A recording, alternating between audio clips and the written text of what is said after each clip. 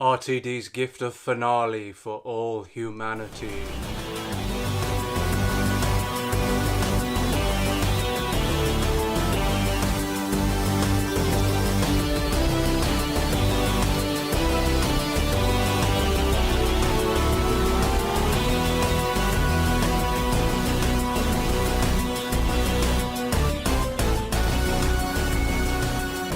Hello, my name's Chris, what's yours? Welcome back to my channel, where as well as doing a marathon of Doctor Who from the very beginning, I am also discussing each new episode.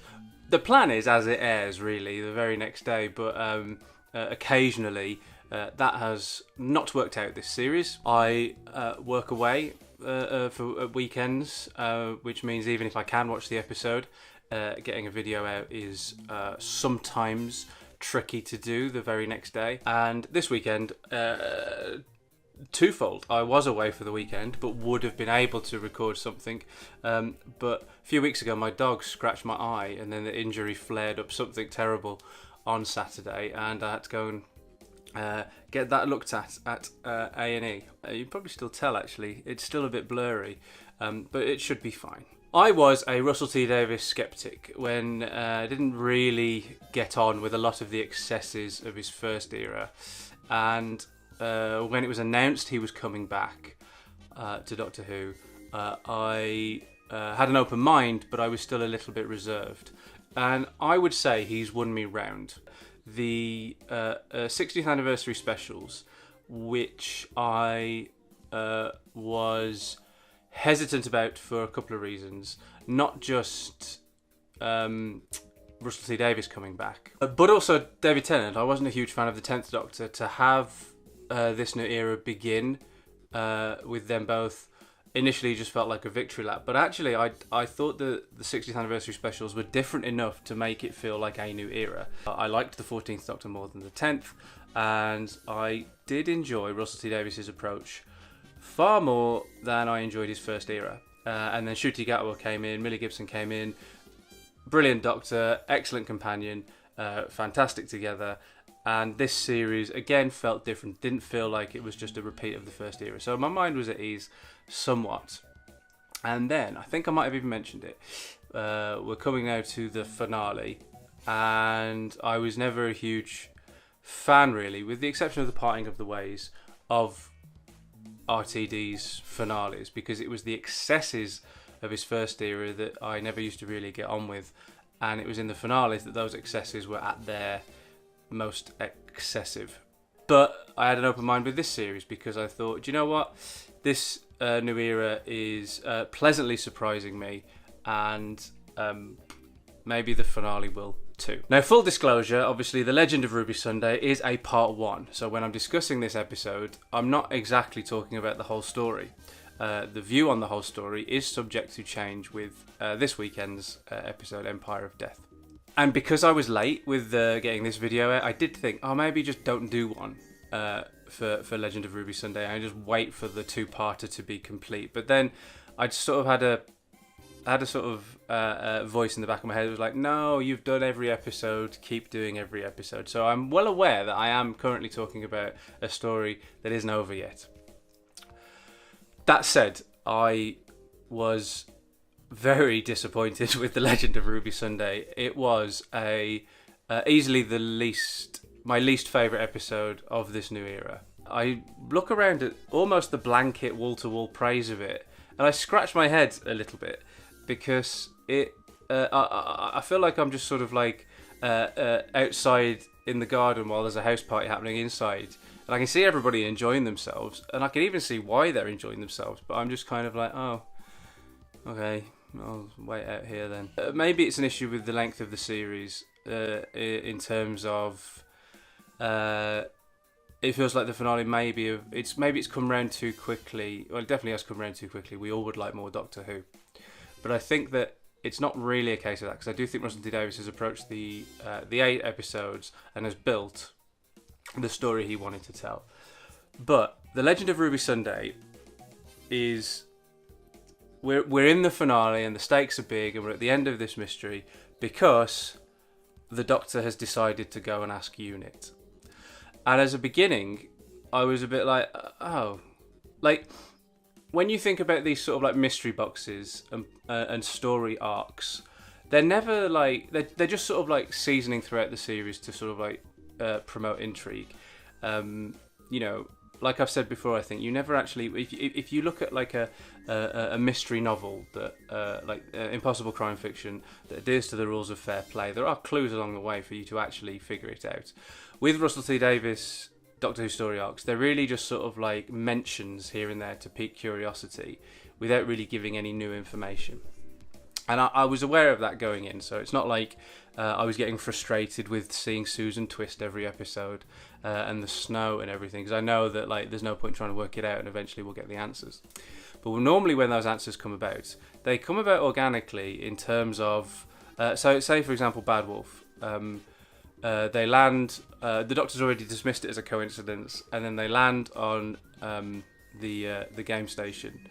It's there, and then all of a sudden it becomes apparent that Rose is the Bad Wolf. And I don't know, I just think that finding out who Susan Twist was would have had more of an impact if it was organic within a story. It sort of feels incredibly like skipping over a few steps in order to just get to the finale for the Doctor to decide all of a sudden, do you know what, we're going to go to Unit and ask about your birth mother and ask about this woman that we keep seeing. It didn't get off to a great start. And then once we're in Unit, there's too many characters. I mean, like, I really think Yasmin Finney as Rose Noble is great, and she did excellent work in the 60th anniversary specials. And again, maybe there's need for her to be there in episode 2, but like there was need for Jackie Tyler to be in A Journey's End, I suppose, and she just shows up in the second episode. If that was the case, then Rose could have shown up later. It just feels like there's no reason for Rose to be there. And also, for instance, Cherry Sunday needs to be left alone with Mrs. Flood. So Carla goes to Unit because, and then gets sent home. None of it felt like Russell T Davies' usual, like fairly organic positioning of chess pieces. And I think we started noticing that from the off, where it's like, oh, the Doctor's just gone to ask Unit. Then I never really got over that, and then it was like I questioned everything. I felt like the scene in the time window went on for far too long, and it just felt like it was stretching out to get to Sutekh as the cliffhanger. Now, obviously, the reveal of Sutekh is going to be the cliffhanger, but with everything that, I don't know, if with everything that was going on, it felt like more incident could have been put in, and or at least more care put into arranging those chess pieces more gracefully. The fake out that it wasn't his granddaughter and it wasn't an anagram of TARDIS is I did appreciate that. And it's interesting that Russell T Davies knows how fans will speculate and seeds that into the story. And I think in the Unleashed episode, behind the scenes, he actually says it's storytelling for the internet age. And I'm totally on board with that. But I do feel like in this instance, that might have overtaken actually storytelling, because it didn't feel like it progressed in a natural way. It felt like it was all very, and this is going to sound stupid for Doctor Who, but very artificial, even within the world of Doctor Who. The idea that Sutekh is playful enough to play with homophones like that, I don't know. None of it. It all felt like it was just set up for this big reveal, and I feel like a big reveal should stand on its own, which, you know, sometimes they do. I think the Daleks coming out of the sphere in Army of Ghosts is an effective cliffhanger. Certainly the Daleks at the end of Bad Wolf into Parting of the Ways, that's an excellent cliffhanger. But that's like so sort of like arresting that you don't need a to be continued. And I think the approach, it's certainly in production terms of putting that in, speaks to how these finales are viewed by the people making them, which is fine, I guess, to go for emotions and push buttons. But I think the buttons being pushed, I'm not actually averse to if there's a story that I'm engaged with underneath, and there sort of wasn't one, and that's really annoying because it's a story that I've been wanting answers to from having been invested throughout the series of all, like, who is Susan, the Susan Twist character, who is Ruby's birth mother. And while all of that was sort of like, while I was being slapped about the face with it all, I think I just sort of like was a little bit like, please stop slapping me about the face, because I think the thinness of the story is disguised by all of the noise. And previous showrunners have had stories that were just as thin without the extra version. And I think that fandom has judged certain stories, certain episodes, for the lack of that noise because they're more exposed. I think that was always my issue a little bit with the first Russell T Davies era, which was it was a lot of noise with very little substance. And I don't like saying this because I don't really like being negative about Doctor Who. And certainly, so I mean, my Doctor Who opinions, I would never say are, what's the word? They're always my own. Like, even if they are in line with fan consensus. Like, for example, Caves of Androzani, Genesis of the Daleks, very like fan favourites. I bloody love them. I can understand why they're fan favourites. And then occasionally I have opinions that go against the grain, but that's just how Doctor Who is. But to be so against the grain with this one, it does feel like I've missed something. I've watched the episode 3 times now, and I've felt the same each time. If anything, the subsequent reviewings have only exposed why I felt like that the first time. The first time it was a very sort of like impulsive reaction. I was like, oh, that didn't grab me, I wonder why. Second viewing showed me, third viewing showed me. So it's not like I am being needlessly contrarian.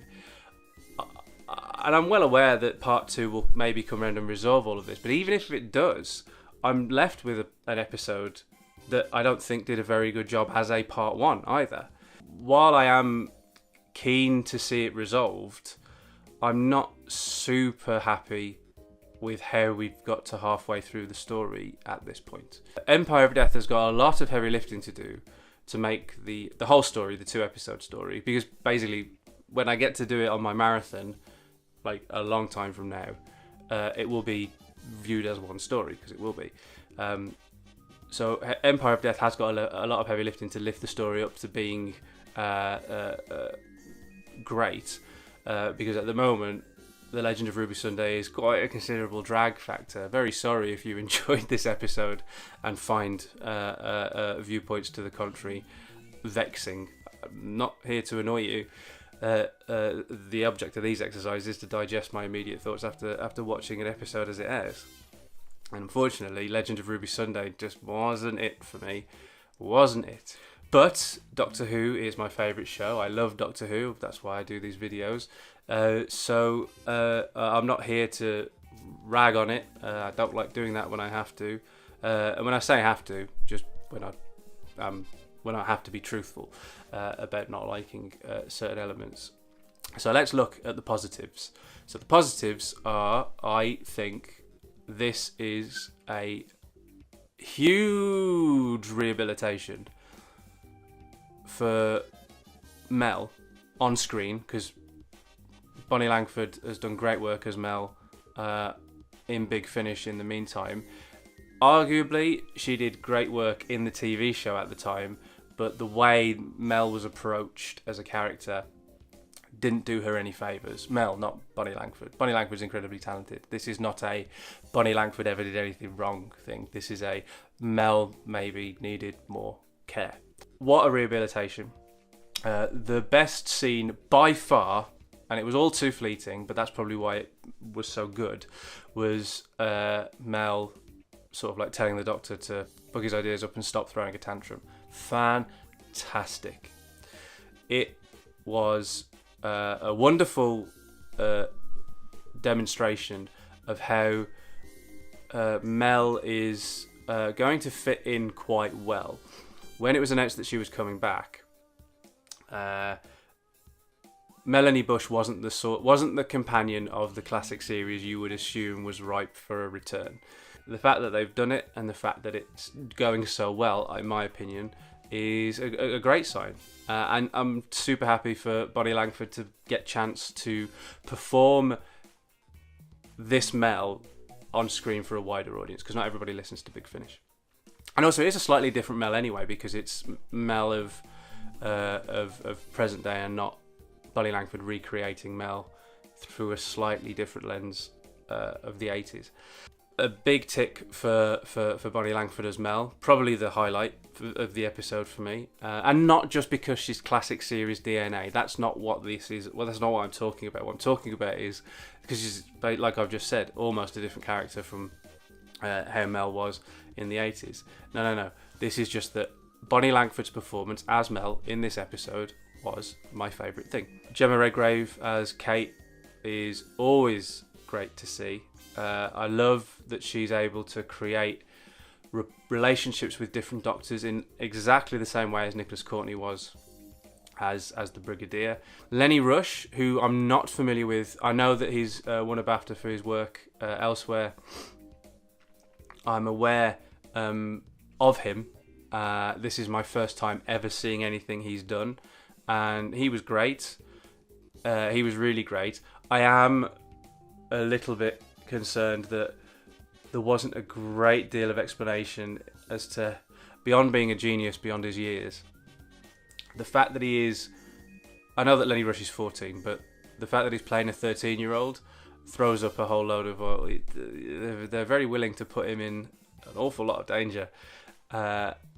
See also having Rose work there now, and I've already said that even though I do think Yasmin Finney is excellent as Rose, there was no need for her to be there. Obviously, if that changes in Empire of Death, and there is something that only that character could have done in that episode, then fine, but she still could have showed up in Empire of Death and not really been needed in the Legend of Ruby Sunday. It was overcrowded without really sort of being earned. I know that Harriet was then obviously the harbinger for Sutekh, and she clearly does have a part to play in the next episode. Obviously there's that very atmospheric shot of her at the TARDIS console, but you know, maybe losing Rose from this episode would have not made it feel quite so messy, I guess. Something else with classic series DNA that has come back is obviously Sutekh, and the reveal of Sutekh, it got a kind of a shrug from me. Pyramids of Mars is a great story. I'm not denying that. I have had an up and down relationship with Pyramids of Mars actually, but I do know that it's a solid story. But at the moment, Sutekh has come back and it's just Sutekh. So what? I don't have a connection with Sutekh in the same way that I have with the Daleks or the Cybermen, or one of Doctor Who's totemic monsters. When they make a return, then it gets something from me.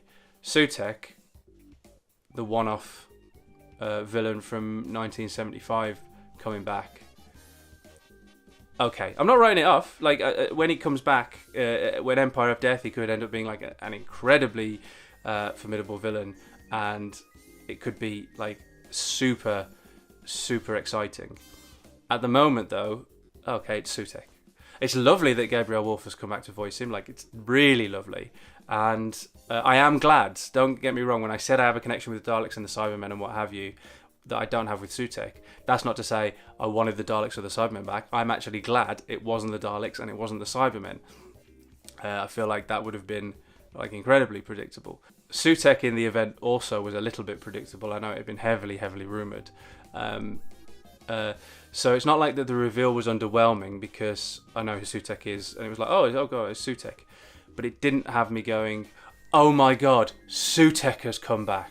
This is probably, again, I do feel like a little bit of a miser, to be honest. I don't like being a Doctor Who grump, but I was left underwhelmed by the Legend of Ruby Sunday. And again, all to play for. It could turn around completely in Empire of Death. Now, because I've done a video on the Legend of Ruby Sunday, knowing it's a part one of a two-parter, when I do Empire of Death, I will be doing a video about that episode and not the whole story, because these videos are each episode at a time. Obviously, it will be a very, very long time before I do the two-parter as a whole on the marathon. So I will discuss my thoughts on it as an entire story after I've discussed Empire of Death as an episode by itself. The Legend of Ruby Sunday, I know it's an unfinished story. I'm not entirely sure. Even with that said, it was a good episode. I will reiterate that it was my least favourite episode of this new era, and I wasn't keen overtly on the giggle. The church on Ruby Road left me a little bit cold. The Devil's Chord left me a little bit underwhelmed, and Dot and Bubble engaged my brain more than I enjoyed how it made me think more than I enjoyed the episode. And The Legend of Ruby Sunday, I didn't like it.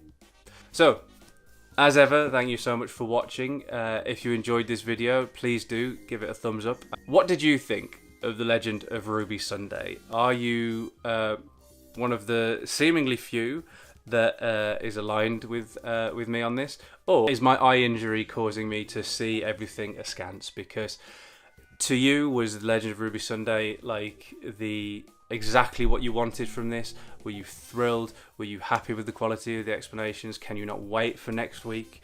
Let me know in the comments below. They're there now, aren't they? They can be there. Is it a choice? Either way, wherever your comments are, leave me one. In the meantime, the marathon continues apace. I'm currently reaching the middle point of season 9, John Pertwee's 3rd year in the role, and obviously, hopefully in a few days, it won't be another week, the video digesting Empire of Death will be here. So if you don't want to miss any of those, hit the subscribe button, clang the cloister bell, and I will see you soon. If fans of this episode haven't hunted me down and trampled me to death.